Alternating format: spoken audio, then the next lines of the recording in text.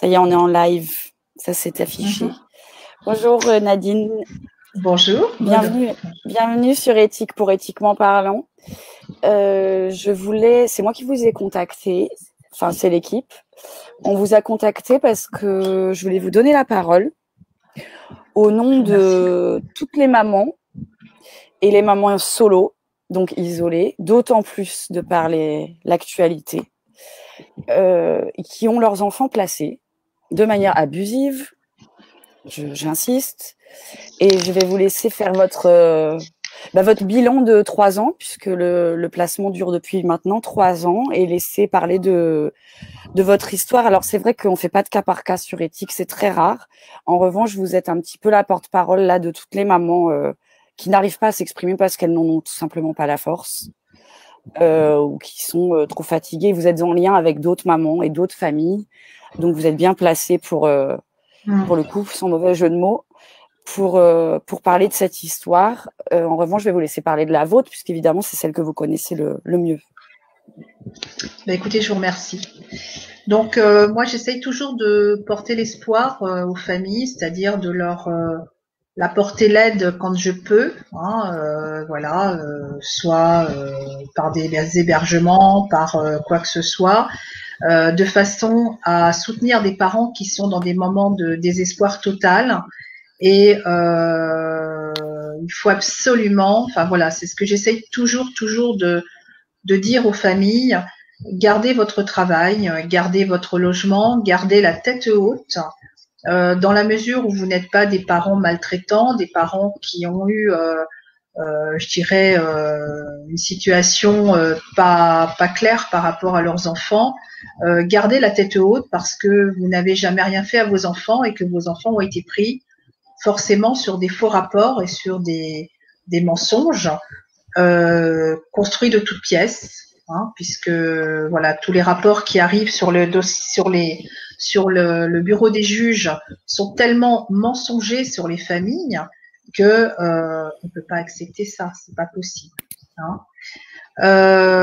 Aujourd'hui, ça va bientôt faire 3 ans que mes enfants ont été retirés et emmenés donc en placement. J'avoue que le processus est vraiment très très bien rodé. Dans chaque témoignage de famille, ce sont toujours les mêmes histoires, les mêmes processus, la même destruction de l'enfant, la même destruction des parents. Donc, il faut éviter de tomber dans leur panneau, il faut éviter de tomber dans ce processus. Je pense qu'il serait vraiment très très intéressant de faire des lives sur des thèmes bien précis, comme l'autisme, comme le harcèlement scolaire, comme que vraiment, Maud, je vous demande si c'était possible de faire des lives où on pourrait regrouper les familles qui ont subi le même processus de placement, parce que ils ont eu recours à certains professionnels dangereux, les signalements des écoles. Vous voyez, vous avez de quoi faire plein de thèmes. Il est quand même très intéressant de pouvoir recueillir peut-être les témoignages de plusieurs parents qui ont vécu le même processus avec un temps de réalisation pratiquement identique.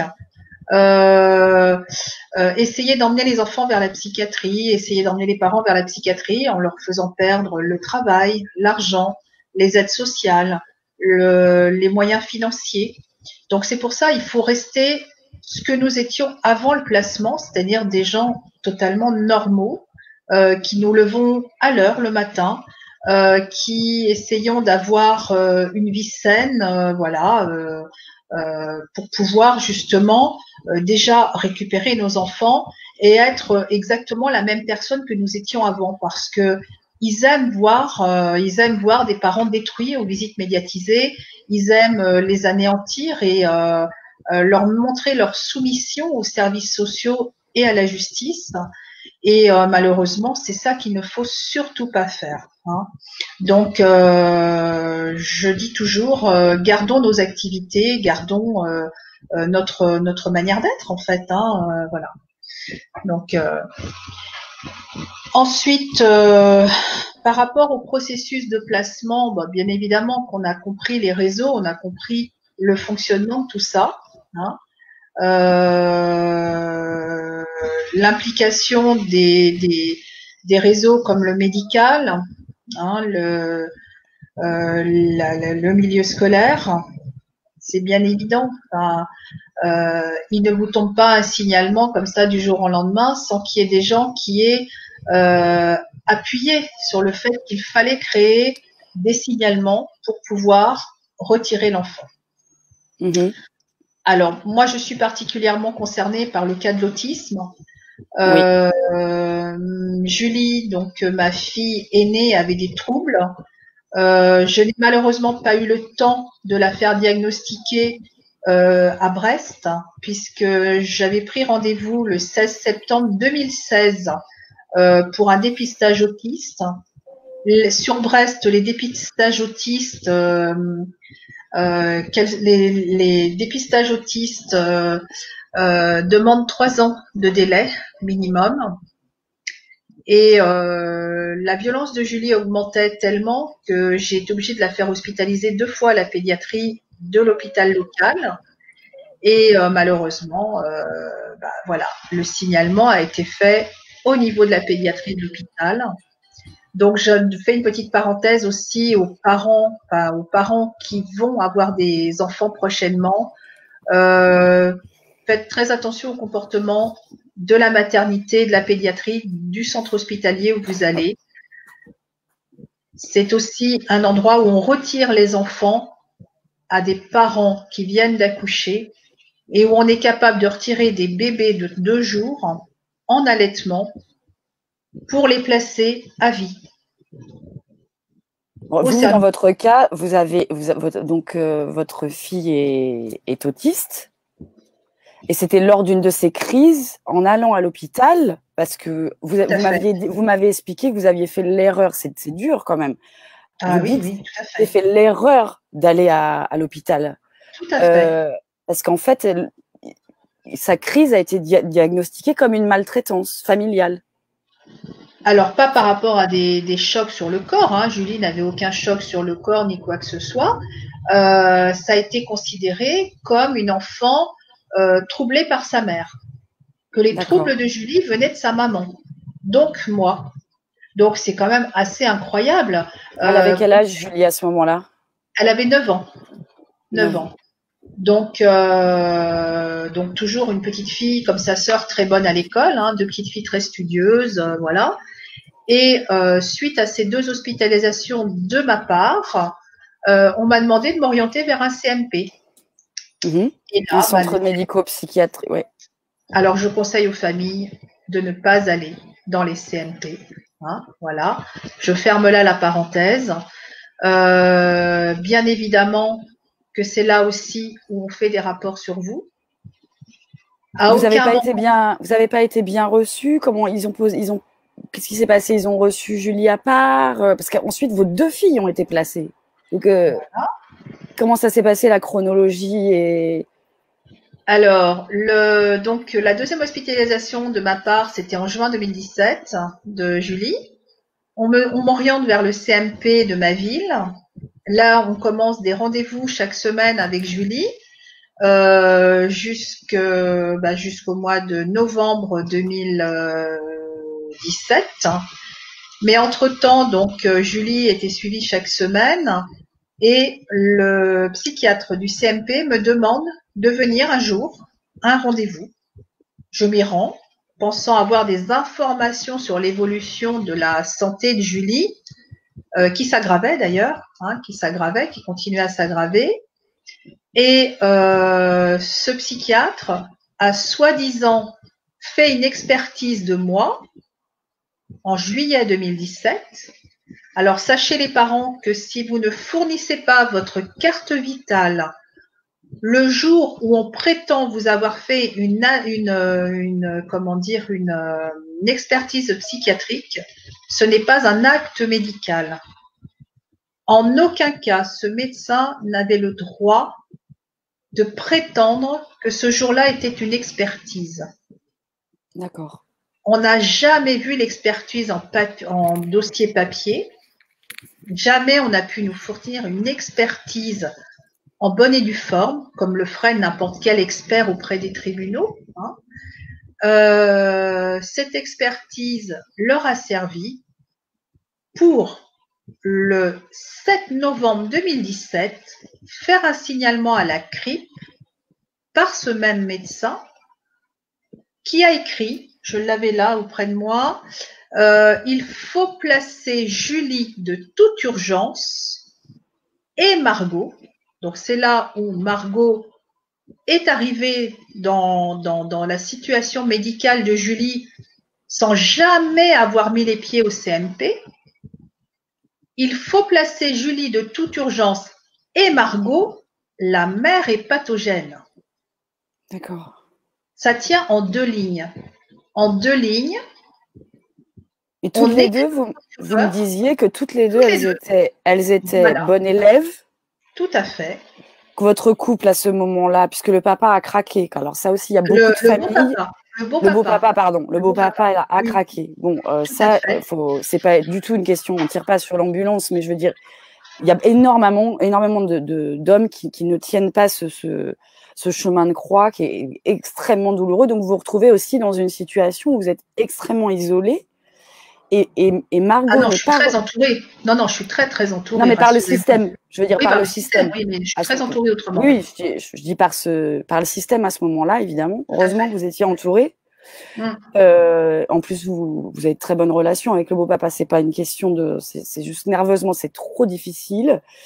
Et Margot, à ce moment-là, n'a jamais été reçue, n'a jamais été entendue.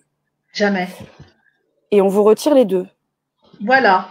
Alors, donc, ce charmant médecin envoie un signalement à la CRIP qui part directement au procureur de la République. Vous voyez, on est des gros criminels, on est des parents extrêmement criminels. Et qui arrive, et je reçois le 10 novembre 2017, vous voyez, on va bientôt être à la date anniversaire, une lettre recommandée qui me convoque devant le tribunal. Et là, je dis, mais qu'est-ce qu'on a à faire devant un tribunal? Nous qui ne sommes pas des gens habitués à la justice, qu'est-ce que l'on va faire devant un tribunal? Donc, on se rend au tribunal de notre région et avec nos 2 enfants, puisqu'on nous avait demandé de nous présenter avec les 2 enfants. Et là, la juge des enfants, qui venait d'être nommée, qui n'était pas encore maman, me dit « Madame, vous n'êtes plus en capacité de vous occuper de vos enfants. » J'ai dit « Comment ça ?»« Madame, je vous dis que vous n'êtes plus en capacité de vous occuper de vos enfants. Et en plus, Julie n'a pas de chambre. »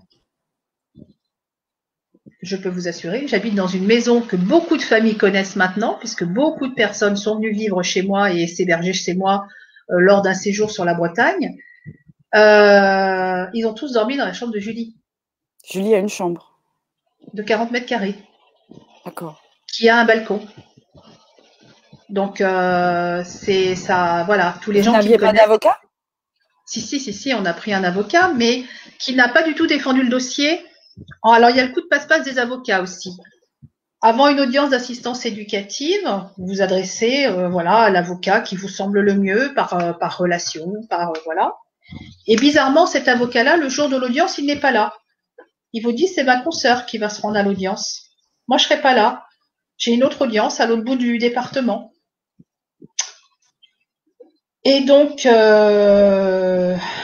voilà ce qui arrive. Et puis cette dame, pendant l'audience, vous la trouvez pas particulièrement virulente face à la situation. Elle ne dit rien, elle ne défend pas le dossier.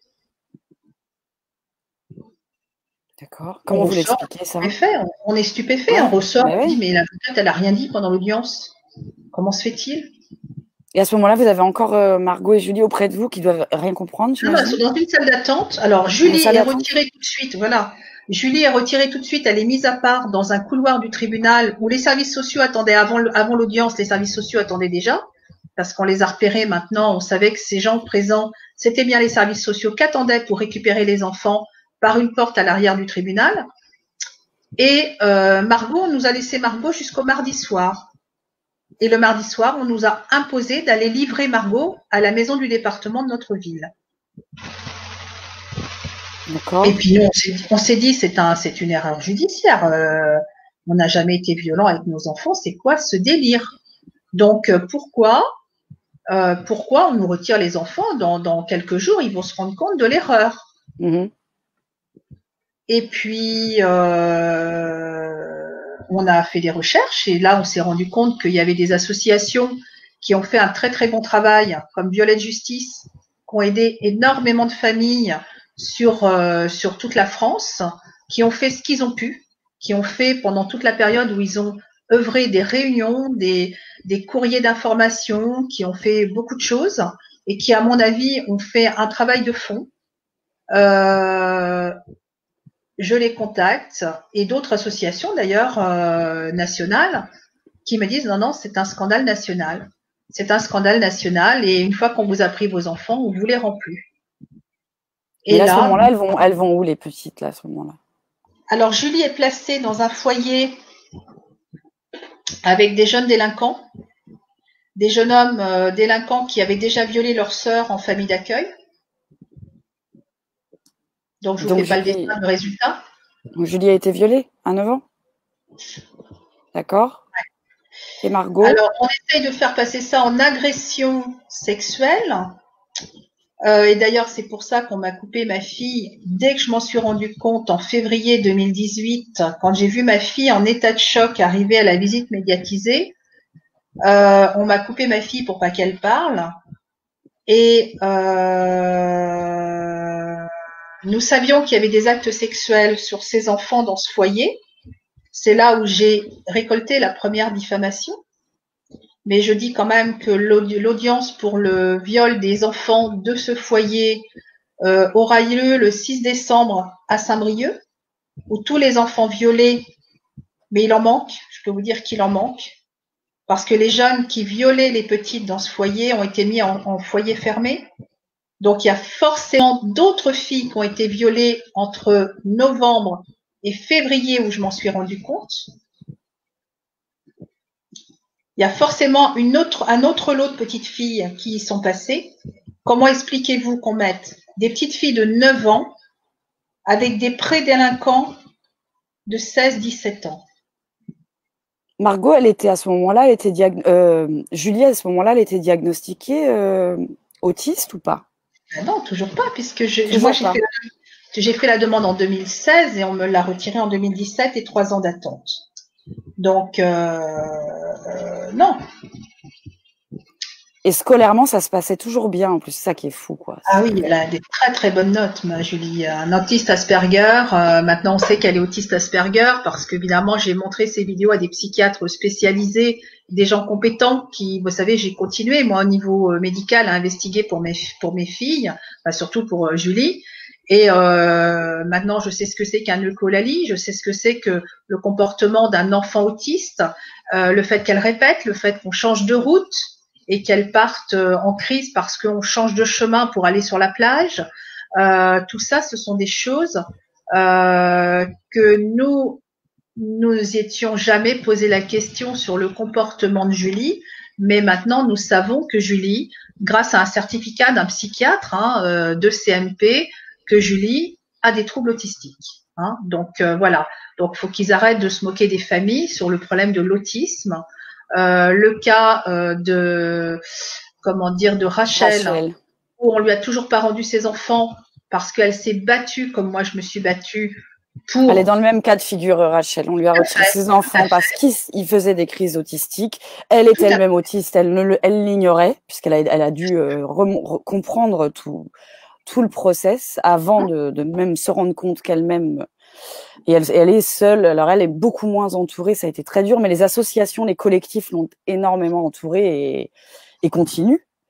Bien sûr. Dans la chronologie, si on reprend, à ce moment-là, Julie n'est pas diagnostiquée, voilà. Elle est en foyer, Mhm. Elle subit une agression sexuelle. La Margot, à ce moment-là, elle est Dans un autre foyer, dans un autre foyer. là où il D'accord. s'est passé des choses graves aussi, mais ça, je peux pas vous en parler. Et là, ça Les dure coups combien de temps, cette histoire? Alors, alors, novembre 2017, je ne les ai pas vus à Noël parce que à Noël, on a quand même un monsieur qui a réussi à faire un coup de passe-passe pour ne pas que les visites de Noël se produisent. Non, mais vous savez, les parents, il faut vraiment vous rendre compte que c'est pas de la lubie quand vous recevez des rendez-vous décalés, des rendez-vous avec rendez-vous mardi 28 au lieu de jeudi 28. C'est bien pour vous mettre la tête dans le panneau, c'est bien pour provoquer que vous ratiez le rendez-vous et qu'ils puissent écrire à la juge en disant, voyez, les parents ne se sont pas présentés au rendez-vous de visite de leurs enfants. Donc ça, Après, ils nous la question que tout le monde va se poser, moi, la première, c'est dans quel intérêt? couper Pourquoi? l'enfant, couper Mais l'enfant des parents. pourquoi? Je veux dire, ça s'appelle un service social. Donc, pourquoi en quoi ont-ils intérêt à séparer les enfants des parents, à faire passer des parents, à leur faire vivre des cauchemars? C'est un cauchemar, je veux dire. Pourquoi? Moi, ça me. Maître Hamas vous a pas expliqué? Maître Hamas Ah vous a pas bah expliqué? si, bah lui, Il a dû vous donner une explication. Donc qu'est-ce qu'il en pense, lui, clairement? Parce qu'il a dû bien faire une synthèse de pourquoi il y a autant de placements en France. Dans quel but ces enfants placés sont-ils placés maintenant en quantité énorme, puisqu'ils ont même réussi à prendre des enfants pendant le confinement. Je Hein, sais, on ouais. a vu un bébé se faire arracher à sa famille Mhm. pendant le confinement, un enfant qui ne marchait pas encore, qui est passé de bras en plein confinement et qu'ils ont arraché à une maman sur Paris. Quel est le but si c'est pas, alors je sais pas, je pense que Maître Hamas est plus à même d'expliquer pourquoi on place des enfants aujourd'hui. Bah, Quels chacun, il sont va les de intérêts financiers, quels sont les voilà. Alors, intérêts comme sociaux, d'habitude, quels sont les intérêts. il faut suivre l'argent. Enfin, toujours, ça, on le sait, follow the money. Mais enfin, quand même, ça peut pas être rentable à ce point-là. Enfin, bon, ça, c'est une parenthèse, mais tout le monde va se questionner et parce que ça paraît tellement aberrant, que c'est un réflexe humain de se dire, si cette personne vit ça, il y a pas de fumée sans feu, c'est pas possible. Enfin, je veux dire, c'est humain. Donc, pour casser ce réflexe-là et vraiment se mettre à la place des personnes, aujourd'hui, heureusement, les paroles se libèrent et beaucoup de mamans témoignent. Heureusement. Mais on sait que c'est banal et que ça arrive, enfin que personne n'est à l'abri, hein. Ça va très très vite. Ah non, non, non, tout à fait. Tout à fait. Ça arrive comme un feu de poudre et beaucoup de gens comme vous disent c'est une erreur, dans une semaine on va récupérer nos enfants. Je veux dire, c'est pas possible, Tout on à est en plein fait. délire. Et Tout à fait. finalement, nous voilà à faire un bilan de 3 ans. À l'heure d'aujourd'hui, vous ne savez pas où elles sont. C'est-à-dire, vous Non. n'avez même plus accès à. Donc, bon, on va revenir en chronologie. Alors, je vais revenir sur Noël 2017. Voilà, pardon. C'était On une. nous arrache nos enfants au mois de novembre 2017. Donc nous, en bons parents, on se dit, bah à Noël, on aura nos enfants à la maison, quoi. Enfin, nous, ça nous paraissait Oui, logique. oui. Le coup de passe-passe du social qui, juste avant Noël, nous envoie un mail ou un courrier en nous disant je vous convoque à un rendez-vous mercredi après-midi à telle heure. Moi, le mercredi, j'avais un autre rendez-vous de prévu à 50 km de là, donc c'était pas possible d'être présent au rendez-vous. Je l'informe tout de suite. J'ai dit, écoutez, j'ai un problème. Mercredi, je peux pas venir, mais je peux venir la veille au soir, si vous voulez. La veille au soir, en sortant de mon travail. À l'époque, je travaillais dans une étude notariale. Je peux venir à 18h15. Il n'y a pas de souci, je serai là. Le jour où il m'a envoyé le courrier pour le rendez-vous du mercredi, puisqu'on a les dates des courriers, il a envoyé une note à la juge pour dire que je refusais de venir au rendez-vous du mercredi. Qu'est-ce que ça m'a valu? Une ordonnance de la juge me suspendant les droits de visite et d'hébergement du mois de décembre. Pas de Noël, quoi. Pas de Noël. Comment deux petites filles de 8 et 9 ans, dont les parents vivaient une vie normale avec eux, des week-ends, des balades en camping-car, une maison secondaire au bord de la mer, enfin voilà, comment on peut leur dire à Noël, tu verras pas ta mère et ton beau-père? Sachant qu'elles sont séparées en plus à ce moment-là. Exactement. Comment elles ont pu vivre ça? Une autre fois, dans les mêmes périodes, on nous envoie un mail en nous disant le vendredi après-midi, demain, on vous invite à venir voir le foyer de Margot. Bon. Le mail était tellement bien rédigé, on l'a toujours en preuve parce qu'on l'a tellement lu, relu, que vous verrez, non, c'était marqué, je sais plus, enfin, je dirais pas les termes exacts pour pas dire de bêtises. En fait, ça nous laissait croire qu'on allait voir Margot le samedi matin au foyer. Mais le vendredi après-midi, on reçoit un mail en vous disant votre fille ne sera pas présente pendant la visite du foyer. Donc, en fait, on a eu droit à la visite du foyer de Margot, mais sans Margot. C'est une torture perpétuelle des familles. Et ça, les parents vous le racontent, ils ont des fois même à peine vous le raconter, parce qu'ils disent, oh non, mais on se fait des idées. Mais non, vous vous faites pas d'idées. C'est réellement la situation. On vous met toujours en difficulté pour que vous réagissiez, pour que le rendez-vous prévu, on vous pénalise en vous supprimant des droits de visite. Si vous ne répondez pas à un courrier pour le médical qui vous arrive le mardi soir pour une réponse pour le mercredi, c'est que vous n'avez pas répondu aux services sociaux. Donc, si vous n'avez pas répondu aux services sociaux, systématiquement, on vous pénalise par une ordonnance en vous retirant vos droits parentaux. La mère n'a pas répondu à la demande médicale, donc on lui retire ses droits parentaux. Et après, on emmène les parents vers le retrait total de l'autorité parentale. Et ça, Maître Hamas, pour le coup, le disait beaucoup, à quel point il briefait ses clients sur le fait qu'il ne fallait pas qu'ils perdent leur sang-froid, puisque c'était justement, toutes ces démarches étaient tricotées de sorte que le jour J ou devant des témoins, des services sociaux, des parents perdent leur sang-froid et que ça alimente le dossier en disant, voyez bien les réactions. Donc effectivement, ce genre de piège de on pense voir l'enfant, finalement non à la dernière minute, donc de garder son sang-froid, c'est très très important. J'imagine à quel point c'est difficile. Je sais pas. Donc pas de Noël pour 2017 pour les filles. Je n'ai revu Julie pour la première fois qu'en janvier 2018. Elle était pieds nus dans ses bottes. Elle avait les ongles noirs, des bottes percées, un chemisier d'été sur elle et une blancheur sur le visage, des yeux hirsutes. J'ai compris qu'il se passait quelque chose. J'ai dit, il se passe quelque chose. C'est pas possible. Voir ma fille dans cet état-là, c'est pas possible. Mais c'est pas encore cette fois-là que je m'en suis rendu compte. C'est la deuxième visite en février. Parce qu'entre-temps, on avait su que les préservatifs usagés du foyer étaient jetés chez les voisins qui touchent le foyer, que des couteaux circulaient chez le voisin, que les petites fuguaient, que des grandes allaient rejoindre des hommes à l'hôtel d'en face qui s'appelle la Pomme d'Or dans ce village.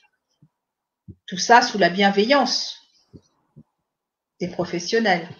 Ça, on peut le voir dans le documentaire. Il y a eu documentaire sur la M6, France 2, enfin le placement. Ça, ils le disent ouvertement. Ça, on le sait, c'est voilà. Donc, j'invite aussi les familles à regarder le reportage d'M6 qui est passé le 27 septembre 2020, où l'on voit bien ces mamans avec les jugements d'assistance éducative à la main, dont leurs filles se prostituent sur les différentes régions. Là, en particulier, c'est sur notre secteur de Rennes, où ces jeunes filles sont emmenées dans des avions sans papier d'identité pour des destinations dans tous les pays du monde. Et où clairement le reportage vous laisse bien voir tout ce processus. Je sais pas s'il y a encore accès au replay de. On est en novembre, je sais pas combien de temps ça reste sur les replays. Je sais pas, mais il y a bien des jeux qui sont enregistrés, donc. Oui, c'est le CM6 qui l'a passé, ouais. Il y a. Mais je remercie d'ailleurs ces journalistes qui laissent passer des messages parce que ça fait le 3e reportage où il y a des messages très très intéressants sur le sujet et ils montent crescendo au fur et à mesure, ils montent crescendo et ils ouvrent des portes, ils ouvrent des portes. Nos parents, on comprend ces portes-là, on les comprend. Donc une autre petite alerte, les parents, ne laissez pas vos enfants avec des téléphones portables avoir accès à TikTok.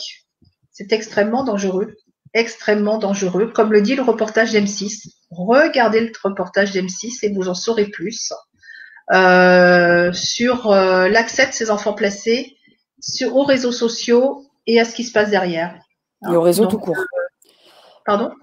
Et au réseau tout court, du coup. Pardon, j'avais pas compris. Merci. Et donc là, on est en, oui. Donc après, le placement continue. Et ça va de mal en pis, cette histoire. Alors, disons qu'en février 2018, je me rends compte que ma fille a subi des actes sexuels. Là, on me colle une première diffamation parce qu'il fallait fermer sa bouche. Hein. On a dénoncé par des tracts, par des manifs, par écrire, mais tous les courriers de prévenance dès février 2018 où tous les services ont été informés, les députés, le préfet, le président du conseil départemental, tout le monde a été informé que mes enfants étaient en danger dans ces foyers, que mes filles subissaient des actes sexuels. On a tout fait pour me faire taire, mais ces courriers de prévenance, ils sont là. On ne pourra jamais les effacer. Jamais. Ils ont été informés. Après, en juillet, mes enfants voyagent en avion, sans papier d'identité. C'est moi qui détenais les passeports et les cartes d'identité, les carnets de santé de mes enfants. Mes enfants ont fait 6 voyages en avion, sans papier d'identité. Donc, expliquez-moi comment des petites filles qui voyagent en UM, c'est-à-dire en voyage accompagné, comment se fait-il? Moi, quand je mettais mes enfants à l'avion, elles avaient toujours le badge avec une pièce d'identité et le bordereau jaune qui oblige. De toute façon, même enfant, pas enfant, on ne voyage pas sans papier d'identité. Je veux dire, on ne passe pas les cartes d'embarquement sans passeport. Je veux dire, ça n'existe pas. D'autant plus la carte d'identité, avant, on pouvait encore prendre l'avion. Maintenant, on ne peut plus, c'est le passeport. Donc, ça fait un moment que ça dure. Bien sûr. Ben non, moi, les miennes, mes filles ont voyagé courant 2018-2019 sans aucun papier d'identité. Elles ont été embarquées de Rennes à Marseille à 6 reprises. Et vos avocats, ils disent quoi à ce moment-là? Vous arrivez à entamer des procédures ou comment ça se passe à ce moment-là quel recours vous avez à ce moment-là, forte de toutes ces informations? On a envoyé des avis d'huissier à Air France pour savoir pourquoi ces enfants voyageaient. On attend encore la réponse aujourd'hui. Ah d'accord, bon. Ouais, c'est long. Hein. C'est très long. Et là, à l'heure d'aujourd'hui, Julie, elle a quel âge? Julie, aujourd'hui, elle a 12 ans. Et Margot? 11 ans. Et vous savez pas où elles sont? Et donc après, on s'est battu de procédure en procédure. J'ai été expulsée. Alors oui, nous avons été mis en garde. Alors nous sommes allés voir, donc suite à nos réclamations sur le fait que les enfants voyagent sans papier d'identité dans les avions, les services ont été obligés, quand les filles allaient voir leur papa, de les faire voyager en train. Bon, toujours sans papier d'identité, puisque c'est moi qui les détenais. Et en avril 2017, nous sommes allés donc à la gare de Rennes pour emmener un goûter, embrasser nos filles, leur dire qu'on les aimait et qu'on ne lâcherait pas, qu'on les ferait tout pour les sortir de là, hein, ce qui nous paraît un élément important puisque voilà, ça fait partie de notre ressenti de parents. Une chose importante, c'est que le 4 décembre 2018, j'avais obtenu un droit de visite et d'hébergement de Julie par la cour d'appel. Et le 29 avril 2019, une main levée de placement pour Margot. D'accord ? Ces décisions de justice-là n'ont jamais été respectées par le juge des enfants ni par les services sociaux. Ils ont été signifiés, contrairement à ce qu'on m'avait dit qu'il ne fallait pas signifier, je les ai signifiés quand même. Je les ai fait valoir pour qu'on me libère mes enfants. Je me suis présentée au foyer de Margot pour aller chercher Margot. On a refusé de me remettre Margot en prétextant que lors de notre passage à la gare de Rennes pour donner un goûter à nos enfants, les embrasser, nous aurions été violents, moi et mon compagnon, face aux enfants. Nous avons 3 vidéos qui prouvent l'inverse. 3 vidéos qui ont été validées par un huissier de justice, qui prouvent qu'à aucun moment nous avons été violents. On ne va pas à la gare voir nos enfants et les violenter. Enfin, c'est du n'importe quoi. Oui, non, mais on va aller embrasser ses enfants sur un quai de gare, c'est pas... Voilà. Non, mais ça nous a valu une garde à vue de 48 heures quand même. 48 heures où, en sortant de la gendarmerie, j'ai proposé aux gendarmes de me mettre les menottes. Vous savez, vous êtes au courant de l'affaire de Plus jamais sans toi, Luna. Ils ont été capables d'emmener les parents au tribunal avec des menottes. Avec des menottes, oui, tout à fait. Donc j'ai dit aux gendarmes, faites votre travail jusqu'au bout. Mettez-moi les menottes. Parce qu'on n'a jamais entendu parler de violence sur nos enfants. On n'a jamais entendu parler qu'on avait été violent sur nos enfants, sauf sur ce fameux passage à la gare de Rennes où nous aurions été violents. Et ça nous a valu 48 heures de garde à vue, une expulsion de 2 mois du département. Il a fallu qu'on quitte le département sous 4 jours. Il a fallu qu'on remette les pièces d'identité et les passeports de mes filles au service. Enfin, un truc, mais fantastique, quoi. Fantastique. Non, où est la violence, là? Je veux dire, elle est de quel côté, là, la violence, là, Je suis propriétaire de plusieurs biens sur le secteur. On m'oblige à quitter ma maison. On m'oblige à quitter mes activités professionnelles. Parce que voilà, j'ai des activités dans le cadre de location saisonnière. On m'a empêché de travailler tout l'été 2019 en me mettant dehors de mon département. De toute façon, quand il y a une telle violence en face, il y a un loup. Hein. Là, ça c'est comme les manifs avec les gilets jaunes. Quand c'est autant violent en face, c'est que ça dérange. Et là, vous avez dû déranger quelque chose. Parce qu'on met pas des gens en garde à vue, on n'exclut pas des gens d'un département, on fait pas ça à des parents de terroristes. Donc, je veux dire, là, il y a quelque chose qui est dans la disproportion. Quand bien même un parent violent, il n'a pas ce traitement. Donc, ça va pas. Justement, un parent criminel qui se retrouve en prison, il voit ses enfants au parloir. Oui, nous, voilà. On n'a pas le droit de voir nos enfants. Oui. Vous êtes exclus de votre département, en fait. C'est là où ils ont commencé à dire qu'il fallait mettre nos enfants au lieu secret. Et on a même eu un courrier qui est arrivé au procureur de Rennes qui a ressurgi à un certain moment dans le dossier du juge d'instruction. Donc, il y a même eu violation des pièces de l'instruction qui ont été utilisées pour la 2e diffamation. Et là, c'est là où on se dit, mais cette machine judiciaire, cette collusion entre tous ces personnages, et au milieu de ça, il y a 2 petites filles en souffrance, une qui se fait violer, une autre quelques mois après qui fait des tentatives de suicide. Margot a fait des tentatives de suicide quand même. Hein, elle s'est ouvert les veines. Donc, par rapport à ça, petite fille en lieu secret, les parents expulsés du département, le couple qui cède, parce que là, Eric, en sortant de la brigade, n'a pas pu supporter, c'est là où il a craqué. Hein, c'est pas possible, c'est pas possible. Donc, heureusement, il y a des gens d'associations au niveau national qui me connaissaient, qui m'ont recueilli, hein, qui m'ont donné un bout de terrain pour pouvoir poser mon camping-car et vivre dans un camping-car tout l'été 2019. Lorsque nous avons commencé les procédures pour pouvoir rentrer dans les Côtes d'Armor, nous avons obtenu donc en août 2019 un retour dans les Côtes d'Armor où le président de la Cour d'appel de Rennes a dit que cette décision était excessive. Alors c'est là où je reviens sur les points que je voulais dire aux parents. On ne peut pas couper des enfants plus de 6 mois de leurs parents. Ça, sachez-le. Ce président de cour d'appel l'a écrit sur mon jugement en disant que ce n'est pas possible. Ça faisait déjà plus d'1 an que j'étais coupée de mes enfants, que les 2 arrêts de cour d'appel n'avaient jamais été respectés ni par le juge des enfants, ni par les services, et que ce président de cour d'appel a dit qu'on ne pouvait pas couper des enfants de leurs parents plus de 6 mois. Donc, ça m'a permis de rentrer. Je suis rentrée chez moi. En septembre, on a repris les procédures, on a repris tout ce qui était procédure pour justement faire connaître la vérité de ces faux rapports, de ces mensonges, de tout ce qu'on a, toute cette machination contre moi.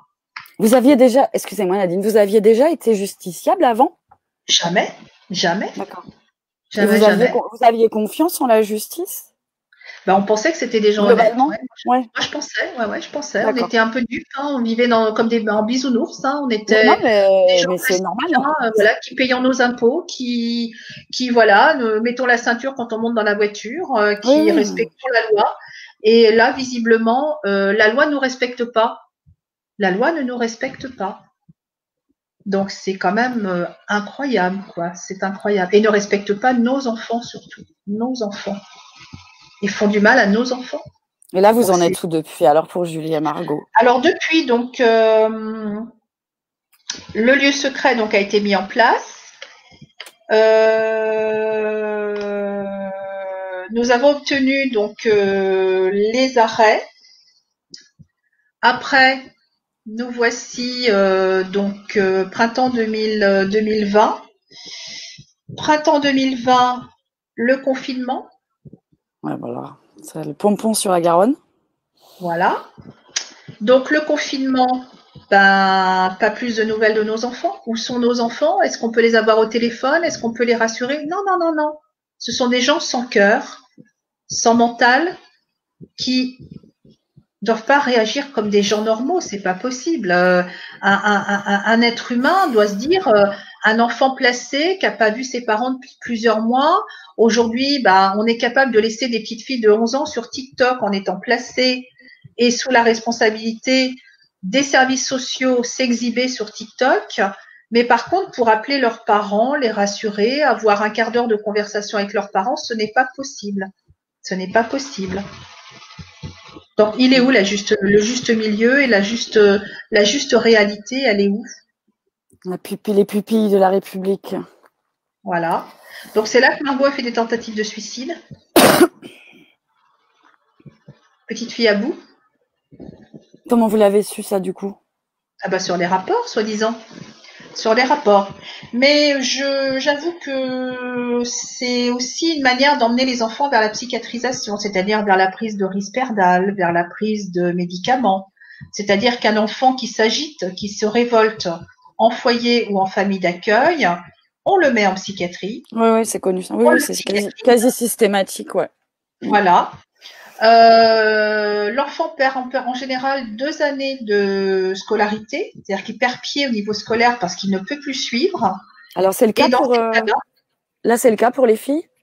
Non, pour l'instant, j'espère pas, parce que j'ai demandé les notes il y a quelques jours, puisque je n'ai pas le droit de savoir où elles sont. Mais comme elles ont changé de collège à plusieurs reprises entre juin et maintenant, si vous voulez, j'ai même proposé aux services sociaux de cacher l'identité du lycée ou du collège où était Julie. Oui, peu importe, c'était les notes que vous voulez. Ça, bien-être. Je veux, c'est voir les notes, voir le niveau de mes enfants aujourd'hui. Les abréviations, les commentaires. Exactement.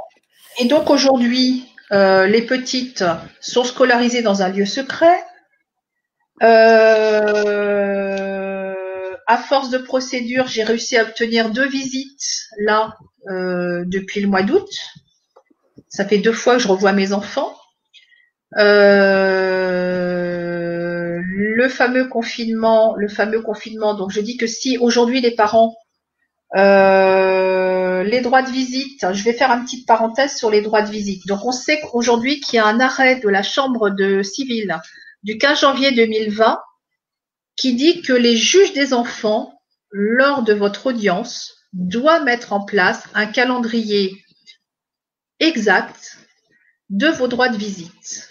Alors, il y a le jeu du ping-pong, c'est-à-dire que la juge ne met rien. On laisse le service gardien mettre en place les droits de visite.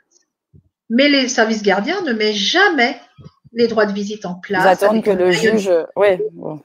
C'est le jeu du ping-pong, c'est-à-dire qu'on se moque des familles, clairement, on se moque des familles. On laisse languir les enfants, se désespérer de ne pas voir leurs parents.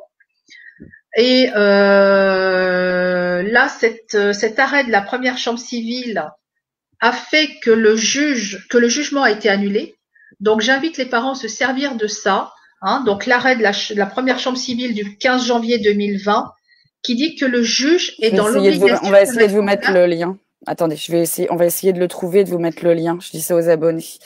Voilà. Arrêté de chambre civile. Première chambre civile du 15 janvier 2020. Du 15 janvier 2020. Ok. Comme quoi, le juge des enfants doit mettre un calendrier. Ouais. Une périodicité claire, nette et précise. Que dans ce cas-là, le jugement a été annulé. D'accord. Et que ça, c'est très important parce qu'ils vous tiennent pendant des mois. C'est pas nous qui mettons le calendrier, c'est la juge. Ah ben non, c'est pas la juge, c'est le service social. Ils se foutent des familles. Clairement, ils se moquent. Ils jouent avec vos nerfs, quoi. C'est vrai. Voilà. Et vous, Nadine, vous me disiez que vous étiez entourée de mamans qui arrivaient plus, quoi. Ah si, elles se battent, hein. Si. Là, alors, il y a plusieurs phases. Il y a les gens qui se terrent, qui sont terrorisés. Mais là, aujourd'hui, il y a quand même des parents qui ont été menacés et qui vont témoigner dans les différents procès qui arrivent, comme quoi ils ont été menacés par les services sociaux. Il faut sortir de la peur. Qu'est-ce que vous avez fait pour vivre sous cette menace? Rien. Des parents qui ont osé dire les choses, qui ont osé parler, qui ont osé dénoncer ce qu'on fait à leurs enfants. Dépasser la peur aussi du qu'en dira-t-on, dépasser la honte qu'il puisse arriver ça, dépasser tous les clichés qui font qu'on n'ose pas, qu'on subit, quoi. Et puis que les enfants subissent. Qui subissent et puis qui se terrent chez eux, qui ont honte parce qu'on leur a retiré les enfants, mais il n'y a pas de raison. Si vous n'avez rien à vous reprocher, et puis même, admettons une maman qui, qui a un passage à vide suite à un mauvais divorce ou autre, voilà, une maman qui s'alcoolise ou autre chose, elle n'a pas le droit à une deuxième chance.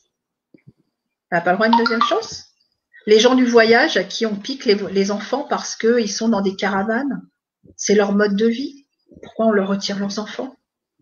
C'est pas ça qui fait de ces gens-là des mauvais. On apprend à être parent comme un enfant apprend à grandir et exactement. On peut sans maltraiter son enfant, on peut se louper dans son comportement et dire à son enfant, demander pardon à son enfant, grandir avec son enfant. Enfin, on se calme, quoi. On n'est pas obligé de. Bien sûr. Sachant qu'il y a des crimes avérés et qui subissent, dont les acteurs subissent beaucoup moins de répression que ce que vous subissez. Même les parents, enfin même les adultes, violeurs, les pédophiles. Regardez les peines qu'ils prennent aujourd'hui face à des enfants qu'ils ont détruits. Rien. 2 ans. Alors sur la vie à victime de Julie, pour minimiser la chose, c'est marqué quand même. Donc là, c'est là où on se demande jusqu'où la justice peut aller pour cacher tout cela. C'est marqué avis à victime d'un mineur de plus de 15 ans. L'avis à victime d'un mineur de plus de 15 ans, Julie avait 9 ans au moment des faits. Comment est-ce possible? Comment est-ce possible? Ah bah, je sais pas, moi, c'est un mystère. Moi, donc, un dossier qui arrive sur le dossier d'un juge, d'un juge d'instruction par rapport à des viols. Ah bah la petite, elle avait plus de 15 ans. Bon, elle était consentante. Oui, elle avait une jupe trop courte. Enfin bon, bref. Oui, voilà, tout ce qu'ils veulent, quoi. Donc voilà, on en est là. Mais aujourd'hui, un violeur ressort d'un tribunal libre et repart avec son enfant à la main. Et il continuera ultérieurement, mais c'est pas grave. C'est pas grave. Nous, on n'est ni violeurs, ni violents, ni des gens qui avons des dérives X ou Y. Mais voilà. Et vous continuez à travailler, vous continuez à vous me disiez, à vous lever à heure fixe, à vous maquiller, à rester digne et droite pour vos filles. Bien sûr, bien sûr, bien sûr. Alors, on subit également des attaques de trolls, des gens qui viennent vous décrédibiliser face aux familles. Alors, je dis aux familles surtout, soyez, comment dire, intelligents pour comprendre que ces gens-là ne sont là que pour éviter que les familles se regroupent. Réfléchissez un petit peu. Tous les gens qui me connaissent, qui sont passés chez moi, voient comment je vis, voient comment je fais. Et comment on peut balancer des choses aussi odieuses, mais c'est pas grave, qu'ils continuent. Et puis les gens qui écoutent ce genre de bêtises, eh bien, ne font que de rester en retrait de la guerre que nous avons pour sortir nos enfants. Lorsque nous sommes sur une manifestation et qu'il n'y a pas beaucoup de monde, on se demande où sont les parents. On se demande pourquoi ils ne sortent pas de cette peur. Ce sont leurs enfants. Alors vous évoquez le trop peu nombreux chiffres des familles qui se rassemblent, mais néanmoins vous avez quand même entre vous créé des liens forts, j'imagine. Parce que ce que vous avez en commun, c'est extrêmement fort. Oui, oui. Il y a des gens, voilà, qui sont dans la guerre depuis le début, que ça soit à Mulhouse, que ça soit à Pau, que ça soit ces gens-là, voilà, ils savent très bien de qui je parle. Quand je me déplace en France, j'essaye toujours de passer voir, je dirais, des dinosaures de la lutte, hein, des gens qui malgré tout ne baissent pas la tête. Continue à se battre. Hein. Je parle de Mélissa et Noël, hein, côté de Pau. Je parle de Eddie et Barbara, qui on a retiré les 5 enfants à la maternité et que sur les rapports, c'est marqué parents maltraitants. Hein. J'ai vécu chez eux, j'ai dormi chez eux, ils nous ont fait à manger. On est allé déposer une plainte à l'Europe grâce à eux, parce qu'ils nous ont servi de bureau pour pouvoir rédiger, grâce à des juristes, des gens compétents qui sont engagés pour cette guerre. Et ce sont des gens qui sont dans des milieux où on fait à manger aux enfants, où les enfants n'ont aucune maltraitance. Et pourtant, je parle de Barbara et d'Eddie, leurs 5 enfants sont placés, ils ne les voient pas depuis des années. Des années. Ils savent même pas où sont les enfants. Bon, la conclusion, c'est que il y a quand même à l'intérieur de cette horreur, parce que quand même on peut appeler ça un chat un chat. Il y a des gens solides, il y a des gens de qualité, il y a des liens qui se créent, qui permettent de se tenir les uns les autres, de se rendre des services, d'être là quand il y a des coups de moins bien, et de certainement faire des rencontres cruciales, qu'il y a des procès qui s'ouvrent.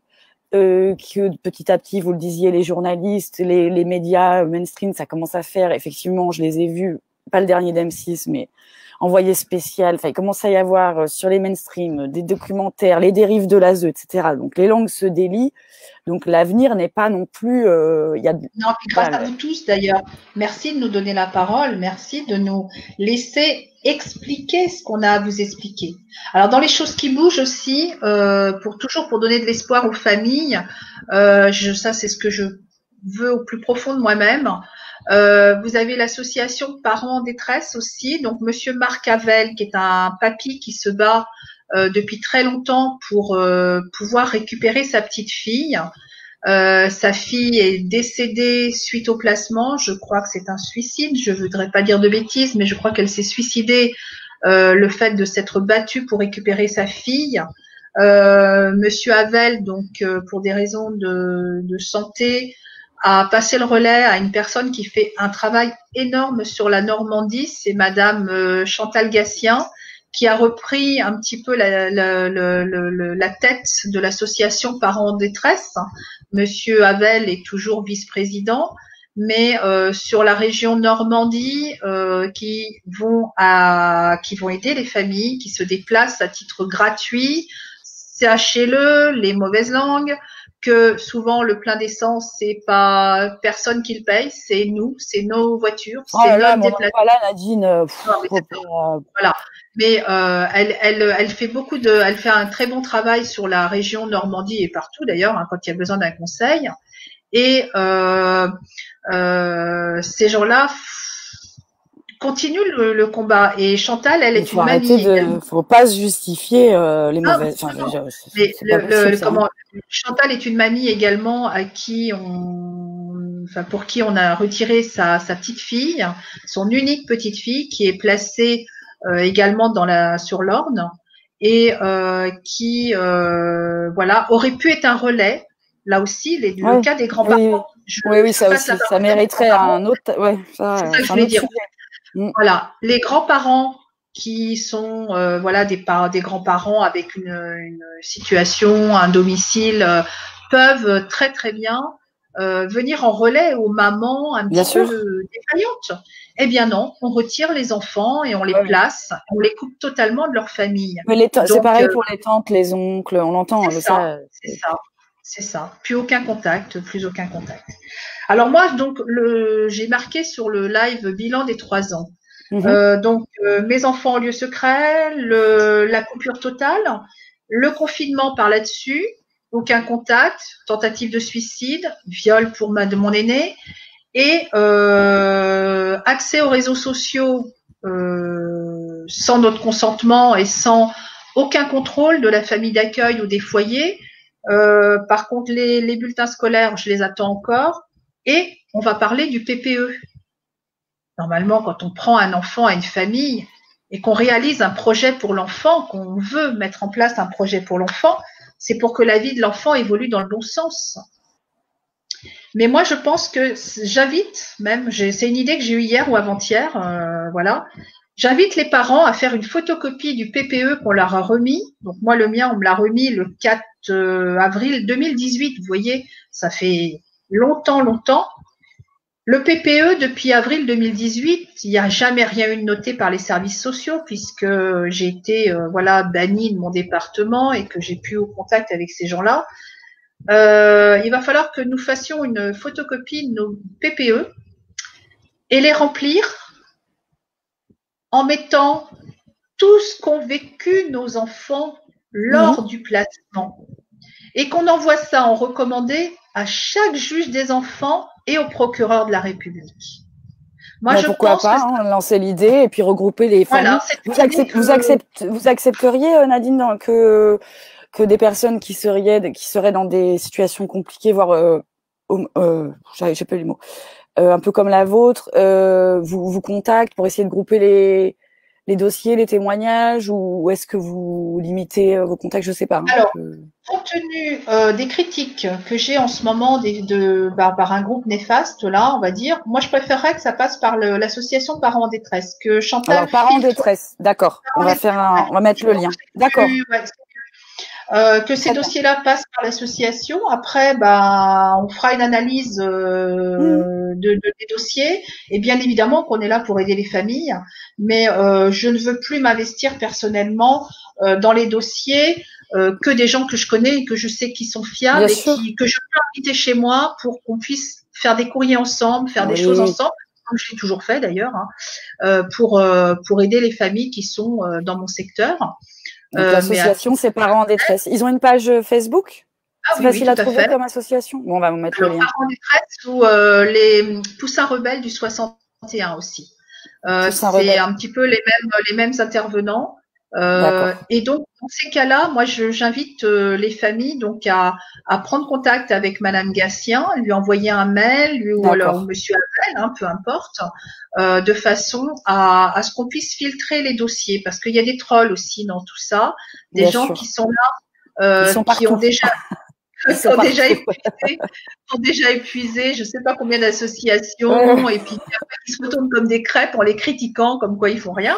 Donc ça, on a compris, hein, il n'y a pas de souci, qui vous font perdre du temps, quoi, en fait. Hein. Donc Oui, c'est ça. euh, Pour éviter de perdre du temps, et ceux qui ont voilà. envie de Et rejoindre les familles qui ont des choses à dire, tout à fait. Poussin Rebelle 61 ou Parents en détresse. Et Voilà. Nadine, Vous, moi, ce que je souhaiterais, c'est bah, qu'on reste en contact, que vous nous donniez bien sûr, des nouvelles, bien sûr. sachant que le procès va ouvrir le 6 décembre aussi, qu'on en, Voilà pour le. du foyer. Ben voilà, pour le viol Les au nombreux qui foyer. peuvent vous déplacer, venez, parce que je pense que Voilà. des enfants violés dans tous les foyers, on en trouve. Hein. Et à Donc, partir du moment où les enfants sont violés, on nous les coupe pour pas qu'ils moi, parlent. j'encourage souvent les gens à se rendre dans les tribunaux. On y apprend beaucoup de choses, on y fait des rencontres, et rien de mieux qu'une expérience de terrain et de vivre les choses que d'écouter. Parce que c'est assez limite Internet aussi dans tout ça. Il faut aussi Tout à se fait. déplacer. Donc, aller dans les tribunaux, c'est flagrant, et là, ça apprend énormément. Donc, j'espère qu'on restera bien en contact et que vous nous donnerez des nouvelles. Et puis, merci aussi de témoigner à visage découvert, d'avoir autant de courage pour vos filles, mais de garder autant votre dignité. Voilà, c'est très. Moi, je suis moi-même, hein, voilà. Je suis moi-même. Je vois pas pourquoi je changerais de comportement. J'ai vécu une vie avant, je la vis maintenant et je la vivrai après avec mes filles. Ça, qu'ils le sachent. Hein. Que de toute manière, je resterai toujours leur maman. Et voilà, on vous empêche même d'embrasser vos enfants pendant le confinement. Alors dites-moi si des parents ne sont pas capables d'embrasser leurs enfants dans l'intimité de leur maison, même en période de confinement. Que quelqu'un nous le dise. Il y a ça aussi. Il y a maintenant avec les gestes barrières. Il y a les gestes barrières, alors que vous avez déjà la barrière du geste. Enfin, tout ça est cumulé. Donc, maman un jour, maman toujours. Tout à fait. Tout à fait. Et puis battez-vous les parents surtout, battez-vous, baissez pas les bras, baissez pas les bras. Merci à vous pour votre message, votre histoire. Une pensée émue à Rachel. Moi, j'ai beaucoup de tendresse pour ce qu'elle vit. Et pourquoi pas, on en reparlera, Nadine, effectivement, faire une espèce de organiser des rencontres de famille par thème, parce que l'autisme, c'est très spécifique, et c'est aussi pour ça qu'on voulait vous donner la parole. C'est très spécifique, l'autisme dans les placements.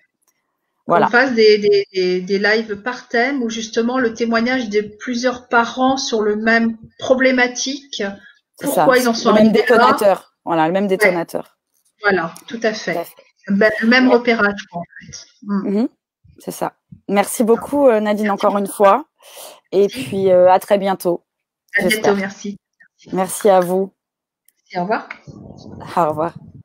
Je vais la laisser quitter le live. Je vais vous dire 2 mots. On a passé plus d'1 heure ensemble.